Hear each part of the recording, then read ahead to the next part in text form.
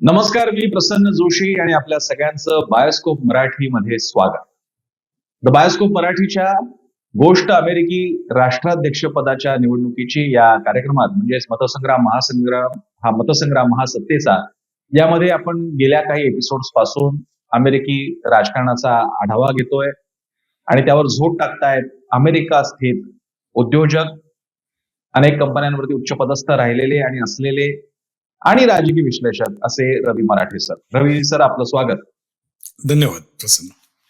आणि ही जी गोष्ट रवी मराठी सांगतायत, गोष्ट अमेरिकी निवडणुकीची, राष्ट्राध्यक्षपदाच्या निवडणुकीची, त्यामध्ये आपण अमेरिकेचं राजकारण साधारण त्याचा अंदाज घ्यायचा प्रयत्न केला. Blue state, red state, hanging states कोणत्या आहेत, ज्या फार अशा फिक्स स्टेट्स नसतात, ज्या फ्लिप करतात त्या पाहिल्या. लॉबिंग काय आहे ते बघितलं. ट्रम्प हा फिनॉमिना काय आहे ते आपण बघितलं. शिक्षित अशिक्षित मतदारांचा कसा कल असतो ते सुद्धा आपण पाहिलेलं आहे. याच ओघामध्ये, याच प्रवाहामध्ये आजचा एपिसोड आहे कमला हॅरिस यांच्या संदर्भातला. कमला हॅरिस खरं तर त्यांच्यासाठी सुद्धा ही निवडणूक स्वप्नवत असेल, त्यांची इच्छा नक्कीच असलेली असेल, आकांक्षा, महत्वाकांक्षा. पण बिडेन यांना जेव्हा पुन्हा संधी मिळाली त्याच्यानंतर काही फार त्यांच्या डोळ्यासमोर नसेल, त्यांनी ठरवलं असेल की आता नाही तर नंतर कदाचित. पण दैवाचे फासे असे काही पडले की त्यांना याच वेळी ती संधी मिळालेली आहे निवडणूक लढवण्याची. आणि हे वेगळं सांगायला नको की त्या आशियाई, त्याच्यात परत भारतीय, अशा प्रकारचे सगळे कनेक्शन्स आहेत त्यांच्या वंशाला. ती रेशल सगळी प्रोफाइलिंग आपण बघितलं तर ते सगळ्या या गोष्टींमध्ये टिकमार्क आहेत. आता तर मी असंही ऐकलं ज्याच्याबद्दल रवी मराठे सांगतील की त्या स्वतःला ब्लॅकही म्हणून घेतात. भारतीय खरं तर ब्राऊन असतात पण त्या ब्लॅकही म्हणून घेतात वगैरे. पण जे काही असो, प्रश्न हा नाहीये, ते तिथलं राजकारण झालं. पण एका गोष्टीचं समाधान आहे, जगातली इतकी मोठी जुनी लोकशाही, मोठी म्हणजे जुनी लोकशाही, पण एकदाही महिला प्रेसिडेंट तिकडे झाली नाही. आणि इकडे आमच्या थर्ड वर्ल्ड मध्ये, बांगलादेशमध्ये शेख हसीना म्हणू नका, तुम्ही श्रीलंकेच्या पंतप्रधान म्हणू नका, भारतातल्या तुम्ही इंदिरा गांधी म्हणू नका, तुम्ही पाकिस्तान मधल्या बेनझीर भुट्टो म्हणू नका, इतकं आमच्या थर्ड वर्ल्ड कंट्रीजने सुद्धा महिला पंतप्रधान दिल्या, सर्वोच्च नेत्री दिल्या. मात्र अमेरिका, जी अशी टॉर्च बेरर ऑफ डेमोक्रेसी आहे, तिथे मात्र महिला राष्ट्राध्यक्ष या 300 वर्षांमध्ये, 250-300 वर्षांमध्ये होऊ शकली नाही. त्या दृष्टीनं आणि पहिलं त्यातला एक टप्पा पार काढायचा प्रयत्न हिलरी क्लिंटन यांनी केला होता. मला आशा आहे रवी मराठे थोडासा संदर्भ त्याचाही सांगतील, कारण ते एक पर्व होतं. हिलरी क्लिंटन जवळ पोहोचल्या होत्या पण त्यांच्याकडे ती संधी गेली आणि आता पुन्हा एकदा ती संधी आलेली कमला हॅरिस यांच्या समोर. आणि तसं झाल्यास त्या पहिल्या महिला राष्ट्राध्यक्ष ठरतील अमेरिकेच्या, त्या भारतीय मूलवंश असलेल्या ठरतील आणि शिवाय त्यांचं जे काही आणखी पूर्ण सगळी प्रोफाइलिंग आहे रेशियल, त्या दृष्टीने त्या पहिल्या ठरतील. त्या अश्वेतवर्णीय महिला अशा प्रकारे सुद्धा ठरणार आहेत. असे अनेक विक्रम बाय डिफॉल्ट लगेच त्यांच्या नावावरती जमा होणार आहेत. तर फार वेळ न दवडता मी जातो रवी मराठे यांच्याकडे. काय आहे कमला हॅरिस हा फिनॉमिना आणि त्याचं महत्व, आणि त्या निवडून आल्या तर थोडीशी भीती पण का वाटते कॉन्झर्वेटिव्ह लोकांमध्ये, मार्केट आणि कॅपिटलिस्ट लोकांमध्ये, समजून घेऊयात आपण. रवी सर. धन्यवाद प्रसन्न. परवा आपण डोनाल्ड ट्रम्प यांच्याविषयी बोललो, त्यामुळं हे संयुक्तिक होतं की त्यांच्या ज्या मुख्य प्रतिस्पर्धी आहेत कमला हॅरिस, त्यांच्याविषयी पण आपण थोडंसं सविस्तर बोलायला पाहिजे. आता तू थोडक्यात कमला हॅरिस यांची ओळख करून दिलीस, पण थोड्या काही गोष्टी मी आणखी त्यांच्याविषयी सांगेन. कमला हॅरिस या स्वतः कॅलिफोर्निया या राज्यातल्या आहेत. आणि कॅलिफोर्निया राज्य जे आहे ते आपण सदैव पाहिलेलं आहे की ते एक ब्ल्यू स्टेट आहे. आणि कमला हॅरिस या स्वतः रँक अँड फाईल म्हणणं जे जसं म्हणतात ना, तशा वरती आलेल्या आहेत डेमोक्रॅटिक पक्षात. मी त्या पक्षात त्यांनी साधा सदस्य म्हणून कामाला सुरुवात केली. 2010 साली त्यांनी डिस्ट्रिक्ट अटर्नी म्हणून त्यांची निवड झाली. त्यानंतर 2012 साली त्यांनी संबंध स्टेटचे अटर्नी जनरल म्हणून त्यांची निवड झाली, जे फार महत्वाचं आणि मोठं पद आहे कॅलिफोर्निया सारख्या राज्याचं अटर्नी जनरल असणं. आणि त्यानंतर 2016 मध्ये त्या कॅलिफोर्निया राज्यातनं त्या सिनेटर म्हणून सिनेटवर निवडून आल्या. आणि त्यानंतर आपल्याला सगळ्यांना माहितीच आहे की 2020 ला त्या बायडेनच्या अंडर ते आता उपराष्ट्राध्यक्ष आहेत. हे त्यांचे राजकीय कारकिर्दीचे महत्वाचे टप्पे. आता हे जे राजकीय कारकिर्दीचे महत्वाचे टप्पे आहेत, त्याचबरोबर आपण त्यांच्या थोडंसं वैयक्तिक आयुष्य जे आहे त्याच्याविषयी थोडंसं बोलूया. आणि तू जे म्हणालास की तसं आहे की त्या मिश्र वर्णीय आहेत. मित्रवर्णी म्हणजे त्यांच्या आई ज्या आहेत त्या भारतीय वंशाच्या आहेत आणि त्यांचे जे बायोलॉजिकल फादर आहेत ते वेस्ट इंडिज या बेटामध्ये मधले आहेत आणि ते कृष्णवर्णीय होते. त्यामुळं त्या अर्थाने त्या कृष्णवर्णीय आहेत का, तर आहेत, कारण त्यांचे वडील कृष्णवर्णीय होते आणि आई भारतीय म्हणजे तू म्हणलास तसं ब्राऊन जरी असल्या तरी मी कृष्णवर्णीय म्हणून त्यांचा उल्लेख कायम केला जातो. त्यांचा वयाच्या 7 वर्षाच्या असताना त्यांच्या आईवडिलांचा घटस्फोट झाला. त्यानंतर त्यांना आईनी वाढवलं. एक अत्यंत एक सामान्य मध्यम वर्ग असं ज्याला म्हणता येईल अशा मध्यम वर्गातनं त्या वाढल्या. आणि हा फरक महत्वाचा मी सांगायचा मुद्दा की त्यांची जर आपण तुलना केली डोनाल्ड ट्रम्प यांच्याबरोबर, तर डोनाल्ड ट्रम्प म्हणजे आपण म्हणतो ना की सोन्याचा चमचा घेऊन जन्माला आले आणि तशा वातावरणात ते वाढले. त्याच्या विरुद्ध कमला हॅरिस या अत्यंत सामान्य मध्यम वर्गात वाढल्या. त्या सामान्य मध्यम वर्गाप्रमाणेच त्या वेगवेगळ्या त्या प्रकारच्या शाळेत त्या शिकल्या, त्या प्रकारच्या समाजात वावरल्या. आणि त्याचं उदाहरण म्हणजे एक देता येईल, त्यांनी जेव्हा कॉलेजला गेले तेव्हा इथं कॉलेजला असताना कॉलेजच्या मुलांनी स्वतः अर्निंग करणं स्वतःच्या फीससाठी किंवा वर खर्च करण्यासाठी हे अत्यंत कॉमन समजलं जातं. तो एक समाज व्यवस्थेचा इथला वेगळा भाग आहे. तो आपण कधीतरी एकदा वेगळ्या अनुषंगाने बोलू, भारतीय समाज व्यवस्था आणि अमेरिकन समाज व्यवस्था कशी वेगळी आहे. तर त्या काळात त्या जेव्हा कॉलेजमध्ये होता त्यावेळेला त्यांनी मॅकडोनल्ड या चेनमध्ये देखील चक्क स्वतः फ्राईज बनवायचं काम केलं $, पर आवर बेसिसवर. तर सांगायचा मुद्दा काय की त्यांची जर तुम्ही वैयक्तिक जर प्रोफाईल पाहिली तर ती एक अत्यंत आपल्या सर्वसामान्य माणसाच्या सारखी आहे. आणि त्यातनं त्या वरती आल्या, त्यातनं त्या स्वतः शिकल्या, पुढं अटर्नी झाल्या, लॉ शिकल्या. हार्वर्ड सारख्या रेप्युटेड युनिव्हर्सिटीमधनं त्यांनी पॉलिटिकल सायन्स आणि लॉ याच्यात त्यांनी डिग्री घेतली आणि मग त्यांचं राजकीय प्रोफाईल झाली ती मी तुला आता सांगितली. आता 2020 साली त्या जेव्हा उपराष्ट्राध्यक्ष झाल्या तेव्हा लोकांना थोडंसं आश्चर्य वाटलं होतं की त्या कशा काय झाल्या. याचं 2 कारण होती की त्यांनी त्यावेळेला बायडेनना राष्ट्राध्यक्ष पदाच्या जे इथं प्रायमरी निवडणुका असतात त्यामध्ये त्यांना चॅलेंज केलं होतं त्यांना. आणि त्या चॅलेंजमध्ये त्यांचा अत्यंत म्हणजे त्या काही फारशा चमकल्या नव्हत्या. म्हणजे त्या अगदी सुरुवातीच्या राऊंडमध्येच त्यांचा पराभव होऊन ते बाहेर पडल्या. आणि त्यानंतर त्यांना जेव्हा बायडेननी निवडलं तर त्यामुळे थोडंसं एक ते आश्चर्य वाटलं होतं की बायडेननी यांना का निवडलं. अर्थात त्याच्या मागं एक दुसरा कारण होतं की त्या ब्ल्यू स्टेटमधनं येतात, कॅलिफोर्नियामधनं येतात. आणि तो एक थोडासा मुद्दा इकडं आपल्याला विचार करायला पाहिजे की बायडेन हे ईस्ट मधले आहेत. बायडेन हे स्वतः ईस्ट कोस्ट मधले आहेत. त्यामुळं जनरली तो एक बॅलन्स सांभाळायसाठी, जसं आपल्याकडे दक्षिण भारत उत्तर भारत हा बॅलन्स आपण सांभाळायचा प्रयत्न करतो, तर तसा त्यामुळे त्यांनी कमला हॅरिस यांची निवड केली. आणि मी म्हणलं तसं स्त्री असणं हे पण थोडंसं त्यांचा एक त्यांच्या जमेची बाजू होती. कारण मागच्याच निवडणुकीत हिलरी क्लिंटन या डेमोक्रॅटिक पक्षाच्या राष्ट्राध्यक्षाच्या उमेदवार होत्या आणि त्यांचा पराभव डोनाल्ड ट्रम्प यांनी केला होता. त्यामुळे स्त्री वर्गाला प्रतिनिधित्व यांनी पण 2020 साली उमेदवारी मिळाली उपराष्ट्राची. आता कमिंग टू 2024 आपल्याला सगळ्यांना माहिती आहे, त्याच्यात मी जास्ती डिटेलमध्ये जात नाही. बायडेन स्वतः उमेदवार होते, पण पहिल्या डिबेट नंतर त्यांच्या प्रकृतीबद्दल, त्यांच्या मानसिक ताकदीबद्दल बरेच प्रश्न विचारले जाऊ लागले. आणि ज्यामुळे मग एक अशी अवस्था आली की त्यांनी स्वतःची उमेदवारी मागं घेतली आणि त्यांनी स्वतः कमला हॅरिस यांना स्पॉन्सर केलं आणि त्यांना राष्ट्राध्यक्षपदाची उमेदवारी, थोडक्यात ही राष्ट्राध्यक्षपदाच्या उमेदवारीची माळ त्यांच्या गळ्यात ही तसं म्हणलं तर योगायोगाने पडलेली आहे. आता ही योगायोगाने जी माळ पडली आहे त्यानंतर अर्थातच मुद्दा येतो की आता त्या बलाढ्य अमेरिकेसारख्या जगातल्या बलाढ्य देशाच्या राष्ट्राध्यक्ष होऊ शकतात. मग त्या जेव्हा राष्ट्राध्यक्ष होऊ शकतात तेव्हा त्या जेव्हा मतदारांकडे जात आहेत तेव्हा त्या मतदारांना त्यांच्याबद्दल काय वाटतं, त्या कुठल्या मुद्द्यांवर त्या मतदारांकडे जातात किंवा बरं. त्यांच्याबद्दल मतदार काय म्हणतात, की यांच्याबद्दल त्यांचे एक म्हणतात आहे की एखाद्या व्यक्तीबद्दल व्यक्तिमत्वाबद्दल एक इम्प्रेशन्स असतात. हो. तर ती इम्प्रेशन्स काय आहेत, तर याच्या संदर्भात आपण आता थोडं बोलूया. तरी त्याच्यातला एक महत्वाचा भाग आहे जो कमला हॅरिस यांना सुरुवातीला निवडणुकीत थोडासा जड गेला आणि अजून देखील काही बऱ्याच वेळेला तो त्यांना जड जातो. आणि तो बरं. कुठला आहे हे आता आपण थोडं बोलू.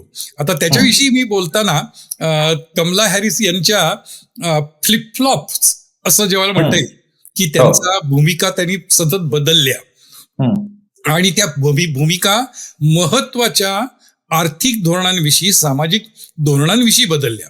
तर त्याच्याविषयी एक इथं थोडंसं समाजामध्ये काय म्हणायचं त्याला नाराजी आहे, किंवा असं म्हण की लोक म्हणतात की ह्या एवढ्या मोठ्या पदावरच्या व्यक्तीसाठी अशी भूमिका बदलणं हे कितपत योग्य आहे. बरं. त्या अर्थाने आपण त्याच्याकडे बघूया. तर आता आपण त्या कुठल्या भूमिका आहेत की ज्या त्यांच्याबद्दल त्यांनी बदलल्या आणि ज्याच्यामुळं त्यांना थोडंसं टीकेला तोंड द्यावं लागतंय हे आपण आता बघूया. तर त्यातलं पहिलं आहे ते फ्रॅकिंग. आता फ्रॅकिंग म्हणजे काय, तर फ्रॅकिंगचा अर्थ साध्या मराठीत बोलायचं म्हणजे जमिनीत, दगडामध्ये, खडकामध्ये इंजेक्शन द्यायचं. ते इंजेक्शन कशाने द्यायचं, तर पाणी आणि काही केमिकल्स. त्याचा परिणाम काय होतो की ज्या खडकामध्ये किंवा ज्या जमिनीत नैसर्गिक गॅस असतो, नैसर्गिक वायू असतो, तो त्या फ्रॅकिंग पद्धतीने बाहेर पडतो आणि तो बाहेर पडलेला गॅस गोळा करायचं एक तंत्र आहे आणि मग त्यानुसार ते गॅस तो गोळा करतात. आता फ्रॅकिंग ही जी पद्धत आहे, ही पद्धत अमेरिकेत गेल्या साधारणतः 10-15 वर्षात खूप लोकप्रिय झाली. याचं कारणच आहे की त्याला फारशी तुम्हाला मोठी इन्व्हेस्टमेंट लागत नाही. इथं तुम्ही काय मोठ्या तेल विहिरी असतात त्या खणत नाहीये, तर त्यामुळे त्याला मोठी इन्व्हेस्टमेंट लागत नाही. आणि दुसरा इकडं परिणाम त्याचा हे आहे की फ्रॅकिंग हे सर्वसामान्य माणूस स्वतःच्या घरी, स्वतःच्या शेतात, स्वतःच्या जागेत त्याला करायला परवानगी आहे. थोडक्यात काय, सामान्य माणसाच्या दृष्टीने ते एक महत्वाचं ऍडिशनल इन्कम झालं. आता हे ट्रॅकिंग जे आहे ते पेन्सिल्व्हेनियामध्ये फार मोठ्या प्रमाणावर आहे आणि पेन्सिल्व्हेनिया हे आपलं स्विंग स्टेट आहे. आता पेन्सिल्व्हेनियामध्ये ह्याचा गॅसचा साठा किती आहे हे जर सांगायचं असेल तर एक सिंपल उदाहरण बाकी इनफ आहे. ते म्हणजे असं की सबंध अमेरिकेत टेक्सास या राज्यात सर्वात जास्ती नैसर्गिक वायूचे साठे आहेत आणि त्याच्या खालोखाल पेन्सिल्व्हेनिया 2 नंबरवर आहे. बरं. आणि पेन्सिल्व्हेनियामध्ये हे फ्रॅकिंग खूप जोरात होतं. आता coming back to Kamala Harris, त्या एकेकाळी असं म्हणाल्या त्या की मी फ्रॅकिंगवर बंदी आणीन. बरं. आणि त्या बंदी आणीन असं त्यांचं त्यावेळेला मत होतं. आता ते मत त्यांनी बदललंय आणि ते म्हणतात की आता मी बॅन काही करणार नाहीये आणि त्याच्या बाबतीत मी फक्त काही अशा धोरणं करता येतील का की ज्याच्यामुळं ते जास्ती एन्व्हायरमेंट फ्रेंडली होईल असं मी बघीन. तर ही त्यांची पहिली भूमिका बदलली. ही पहिली जी भूमिका बदलली याच्याविषयी ट्रम्पनी त्यांची खूप ट्रम्प त्याविषयी बोलतात आणि त्यांच्यावर खूप मोठी टीका होते. तर लोक म्हणतात की ही भूमिका तुम्ही अशी कशी सहज बदलता, पण ती त्यांनी बदललेली आहे. आता त्यानंतर दुसरा भाग जर आपण बघितला फ्लिपफ्लॉपचा, तर बॉर्डर सिक्युरिटी. तर आता बॉर्डर सिक्युरिटी म्हणजे इमिग्रेशन. आता इमिग्रेशन हा या निवडणुकीतला किती महत्वाचा मुद्दा आहे हे आपण अगदी सविस्तर बोललो. आणि त्या बाबतीत मात्र कमला हॅरिस यांची थोडीशी अडचणीची स्थिती आहे. कारण त्यांनी एकेकाळी असं त्या म्हणाल्या की अनडॉक्युमेंटेड इमिग्रंट हा काही क्रिमिनल नसतो.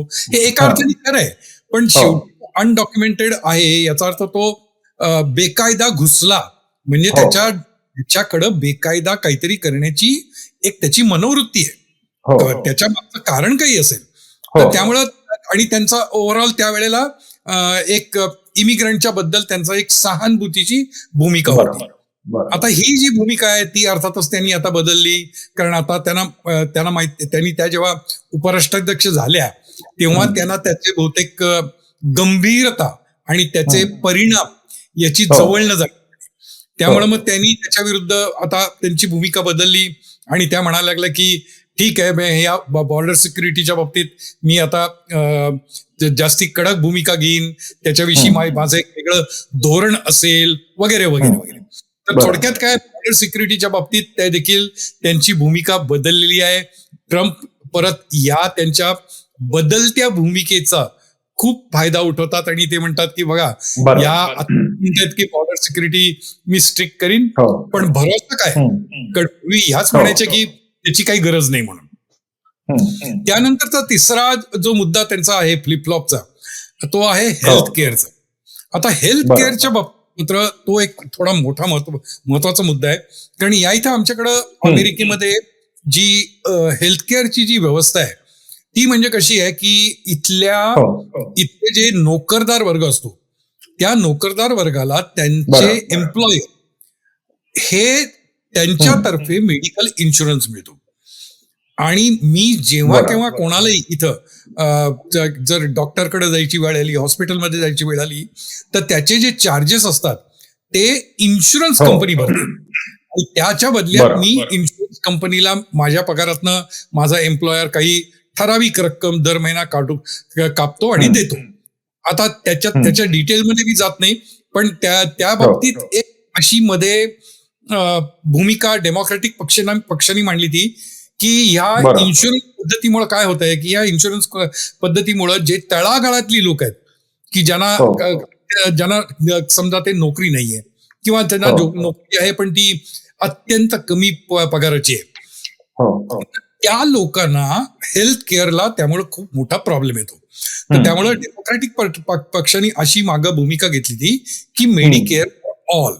मेडिकेअर फॉर ऑलचा अर्थ काय होता की जसं आता मी इंग्लंडमध्ये राहिलेलो त्यामुळे मला माहिती आहे, इंग्लंडमध्ये तुम्ही NHS मध्ये जर गेलात तर तुम्ही इंग्लंडचे जर रहिवासी असाल तर आत पाऊल टाकल्यापासून सगळ्या गोष्टी ही गव्हर्नमेंटची जबाबदारी आहे आणि त्या पूर्णपणे मोफत असतात.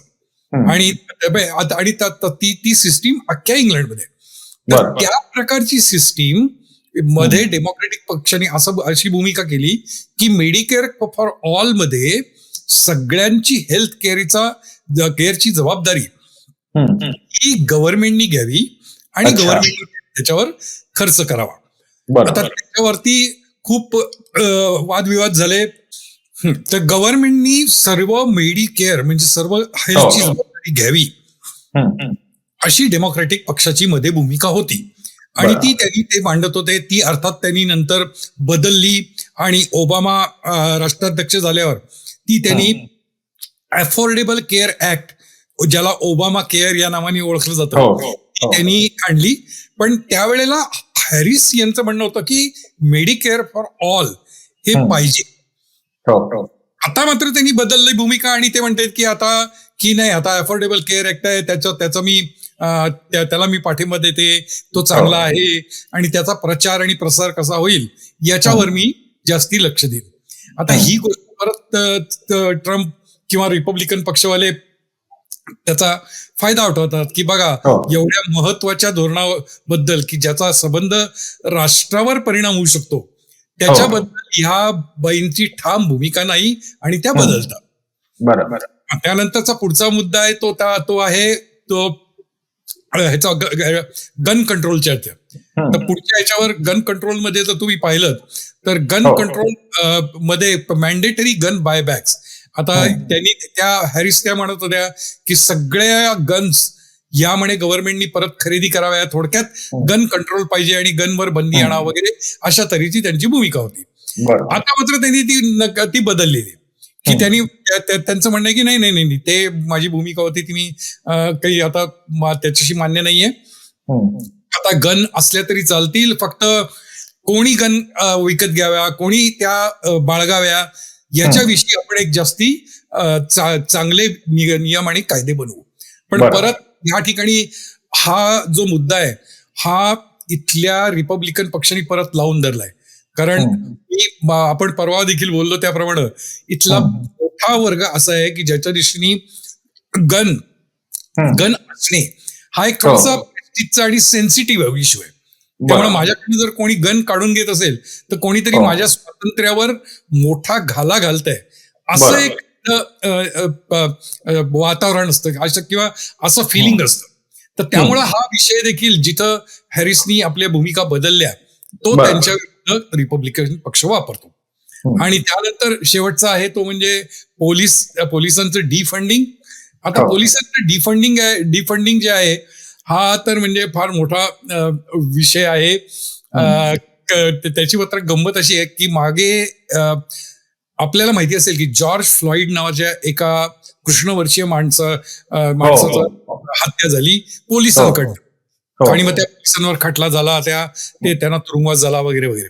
तर त्यावेळेला पोलिसांच्या एकंदर वागणुकीबद्दल आणि त्यांच्याकडनं मिळणाऱ्या कृष्णवर्णीय किंवा गैरवर्णीय नॉन गोऱ्या अशा वर्णीय लोकांना मिळणाऱ्या ट्रीटमेंट बद्दल खूप इथं चर्चा झाली आणि असं मत मांडलं गेलं की पोलीस हे सर्वसाधारणपणे या कृष्णवर्णीय किंवा या लोकांच्या विषयी त्यांना मनात डूक असतो आणि त्याच्याशी ते वाईट वागतात. आणि मग त्यावेळेला त्यांनी असं म्हणलं होतं की आपल्याला हे पोलीस जे आहेत त्यात पोलिसांच्या तिथला परत फरक असतो की इथं पोलीस म्हणजे आपल्याकडं सर्वसाधारणपणे आपण पोलीस म्हणल्यावर आपल्या जे पोलीस फोर्स तसा इथं नसतो. इथं एक कम्युनिटी ओरिएंटेड पोलीस नावाची एक वेगळी शाखा असते आणि इथं गुन्हे वगैरेची पाहणाऱ्याची पोलिसांची शाखा वेगळी.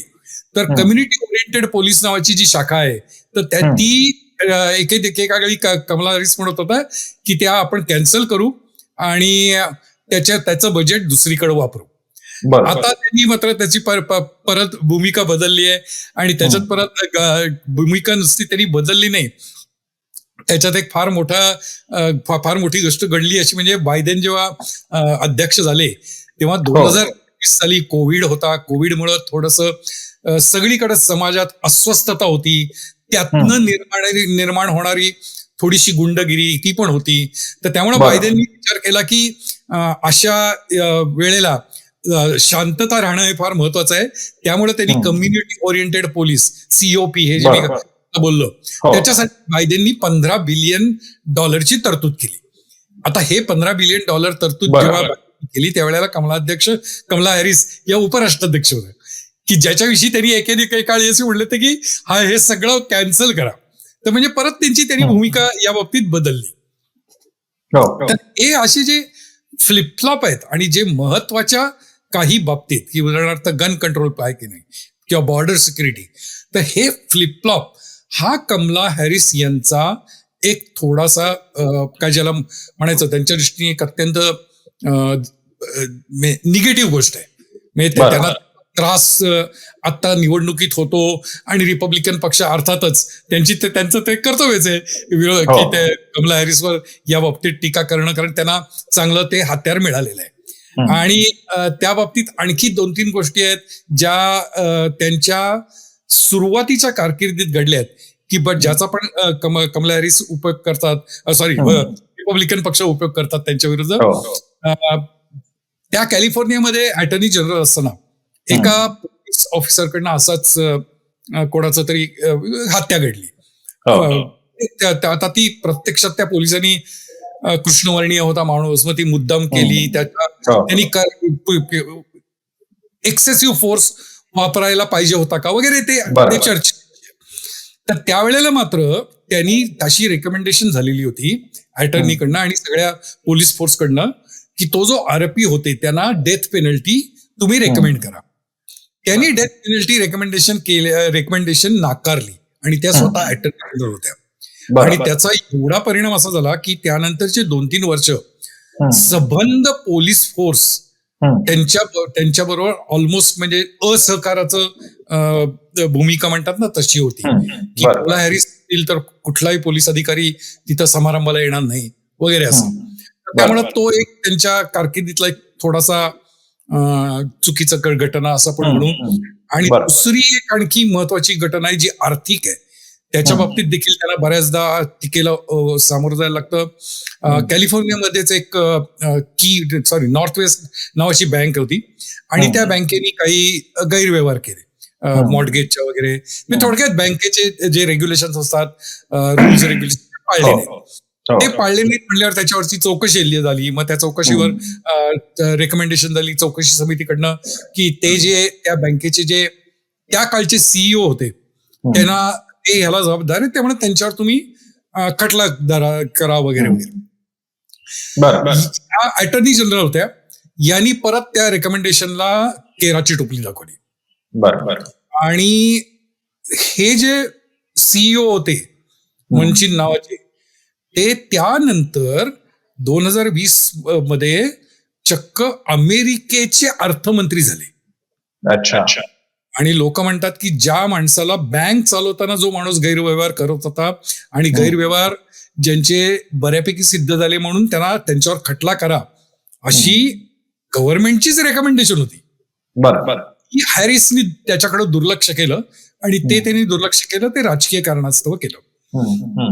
तर हे साधारणतः त्यांच्या हॅरिसवर होणाऱ्या ज्या टीका आहेत त्याचे साधारणतः काही महत्वाच्या गोष्टी. तर तुला काही आता प्रश्न असेल तर मी थोडा पॉज घेतो. हो, मला इथे या दरम्यान 2 गोष्टी विचारायच्या आहेत. एक म्हणजे या निमित्तानं एक मला विचारायचं होतं की भारतामध्ये स्वतःच्या जात किंवा वर्णाचा जाहीर उच्चार हा तसा प्रतिष्ठेचा मानला जात नाही. पण अमेरिकेमध्ये मात्र उघडपणे एखाद्याचं ब्लॅक संबोधन किंवा पर्सन ऑफ कलर संबोधन, हिस्पॅनिक किंवा काय ब्राऊन वगैरे म्हणणं, इनफॅक्ट त्यांच्या अनेकदा ठिकाणी म्हणजे असे काही ऍप्लिकेशन फॉर्म भरायची वेळ आली तर तिथे मला दिसतं की सरळ एशियन, हिस्पॅनिक, ब्राऊन, ब्लॅक वगैरे जे काय असेल ते उच्चार सगळे असतात.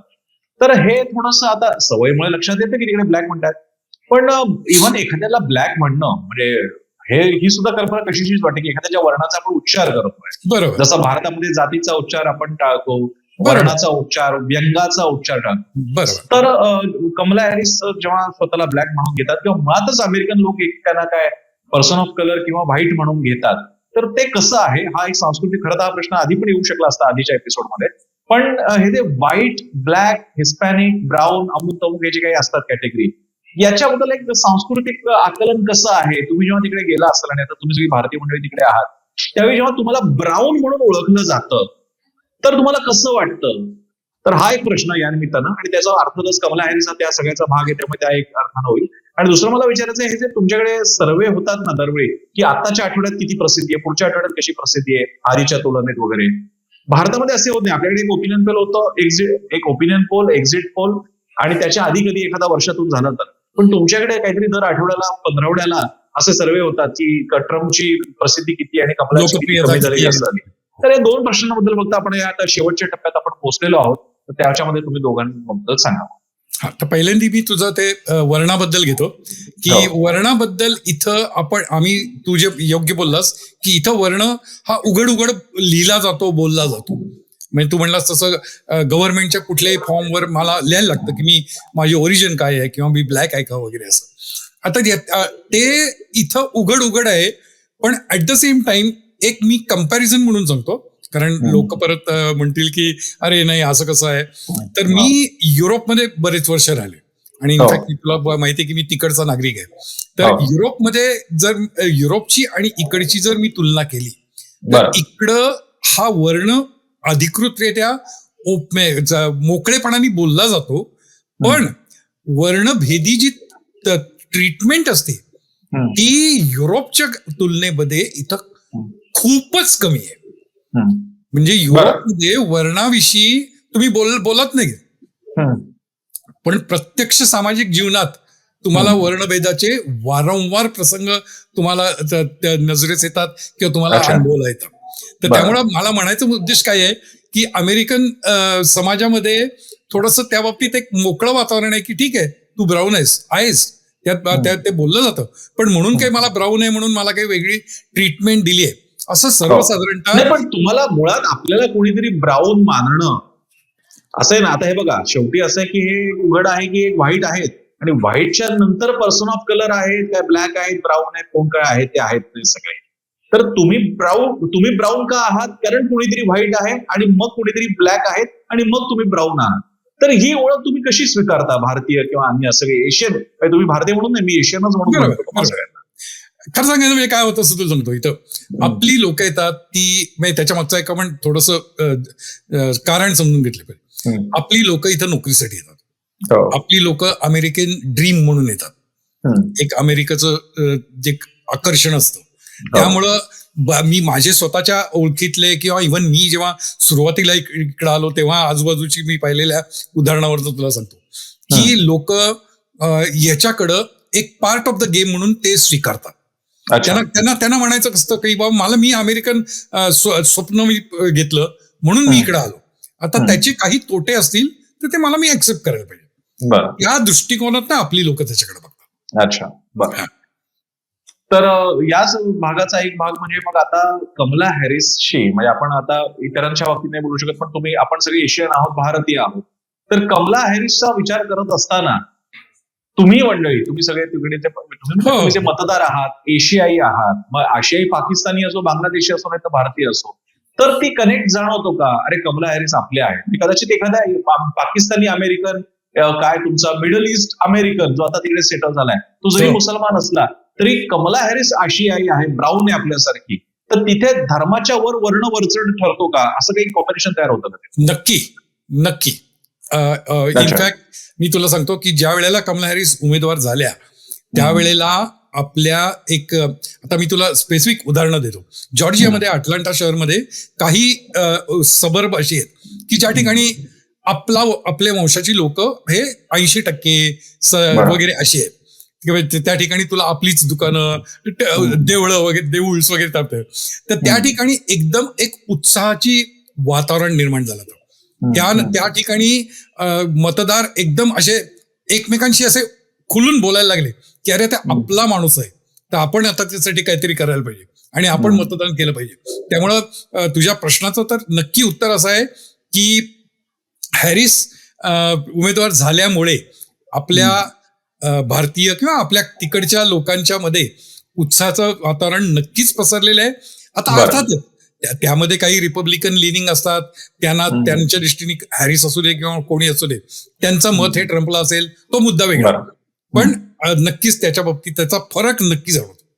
बरं, एक आणखी थोडासा म्हणजे मी हा विचार करायचा प्रयत्न करतोय की भारतीय आशियाई आपलं एक जात, म्हणजे आपलं जे भारतातलं म्हणून एक जात वास्तव आहे, असं काही होतं का की इकडचे जे सवर्णीय तिकडे जातात ते बाय डिफॉल्ट ट्रम्प किंवा रिपब्लिकन समर्थक असतात आणि असवर्णीय आहे किंवा काय आपण त्याला म्हणू, म्हणजे याला आपण बहुजन म्हणून म्हणतो, पुन्हा बहुजन कोण वगैरे, पण धरून चला एक सवर्णीय उच्च जातीय, तथाकथित उच्च जातीय आणि मध्यम आणि निम्न जातीय.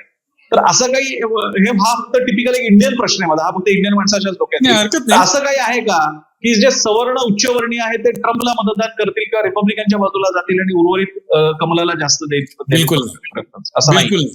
आणि इनफॅक्ट तुझा तो हा प्रश्न विचारलास, हा चांगला विचारलास, कारण त्याच्या अनुषंगाने मी दुसरी गोष्ट सांगतो की आपण भारतात ज्या भेदाच्या किंवा जातीच्या ज्या भिंती आहेत त्या इकडं आल्यावर तुटून पडतात. म्हणजे इथं जेव्हा मी गणपतीसाठी जातो महाराष्ट्र मंडळात किंवा इकडच्या हिंदू देवळात, तेव्हा आम्हाला कळत पण नाही की शेजारचा माणूस कोण आहे आणि काय आहे, आणि आपण एकमेकांची तेवढ्याच सौहार्दाने वागतो की जसं काही, म्हणजे थोडक्यात इकडं आल्यावर जाती भेदाचे, वर्णभेदाचे जे आपल्याकडे जे आहेत ते गळून पडतात. आणि शेवटचा प्रश्न मी विचारला होता तो की हे जे सर्वे येत असतात आणि विश्व प्रसिद्धीचे सर्वे, की या आठवड्यात कशी प्रसिद्धी वर गेली किंवा खाली गेली, तर हा काय फॅक्टर आहे? आम्हाला याची सवय नाहीये भारतामध्ये. आम्हाला ओपिनियन पोलची सवय, एक्झिट पोलची सवय. बरोबर. आणि इकडे पण ओपिनियन पोल आता इकडे डेली असतात बरं का. अच्छा. हा, म्हणजे आता मी असं म्हणेन की आपण आता पुढच्या एपिसोड पासून मधनं एक 5 मिनिटं ते दाखवत जाऊया, साधारणतः लोकांना अंदाज येईल की कुणीकडे चाललेलं आहे हवा. सध्याचा ट्रेंड सांगा मग आम्हाला. सध्याचा ट्रेंड म्हणजे ऑलमोस्ट 1% ओव्हरऑल हॅरिस पुढे, 1%. आणि स्विंग स्टेटमध्ये आता देखील 3 स्विंग स्टेट ट्रम्पच्या बाजूनी आहेत आणि बाकीची हॅरिस यांच्या बाजूनी आहेत. त्यामुळे आता देखील ज्याला आपल्या भाषेत म्हणजे काटे की टक्कर असं जे म्हणता येईल ते आहे. फक्त त्याच्या बाबतीत एक मुद्दा तो फक्त काल जो इथं मांडला गेलाय तो मी पटकन सांगतो तुला, की काही लोक असं म्हणतात की एस्पेशली जॉर्जियामध्ये जेव्हा अर्ली वोटिंग चालू झालं, म्हणजे हे आपण आपल्या बोलण्यात आलेलं आहे, इकडं हो. आमच्याकडे मतदान म्हणजे काय, मतदान एकाच दिवशी होत नाही. 5 नोव्हेंबरला मतदान म्हणजे 5 नोव्हेंबर ऍक्च्युली मतदानाचा शेवटचा दिवस. हो. हा, म्हणजे आता आजपासून आज देखील लोक जाऊन मतदान करू शकतात. बरं. तर जॉर्जियामध्ये जेव्हा अर्ली वोटिंग चालू झालं गेल्या आठवड्यात, तेव्हा एक प्रचंड उत्साहाचं वातावरण होतं.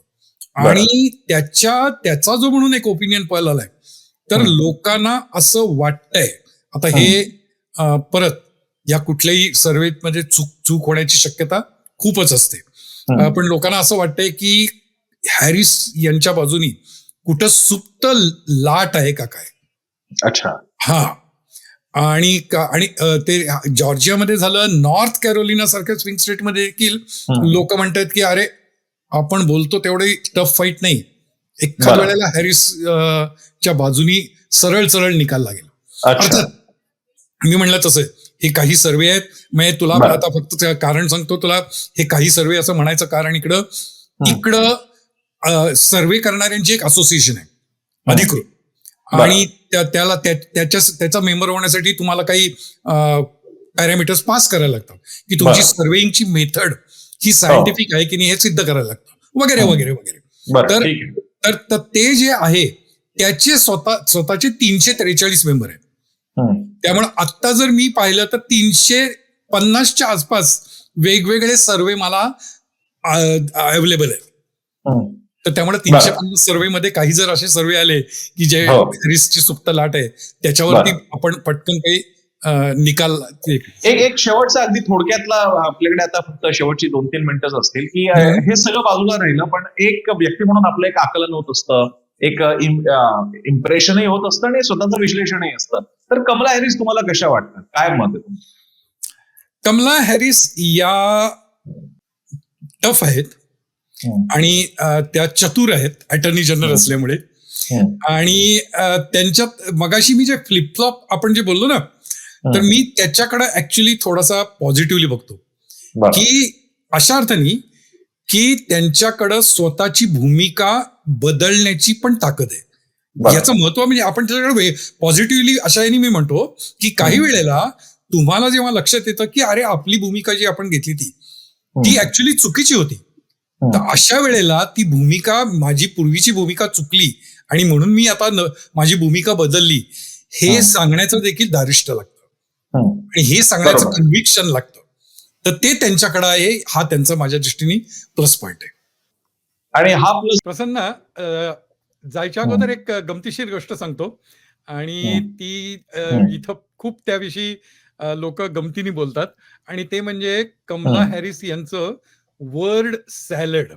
आता कमला हॅरिस यांचं वर्ड सॅलड म्हणजे काय, तर त्या काही वेळेला काही गोष्टी एक्स्टम्पर बोलायला जातात आणि बोलताना त्यांना काही भान राहत नाही, आणि ज्याला म्हणतात ना की काळ, क्रियापद, रिलेव्हन्स याचा काही विचार न करता त्या काहीतरी शब्दाला शब्द जोडतात.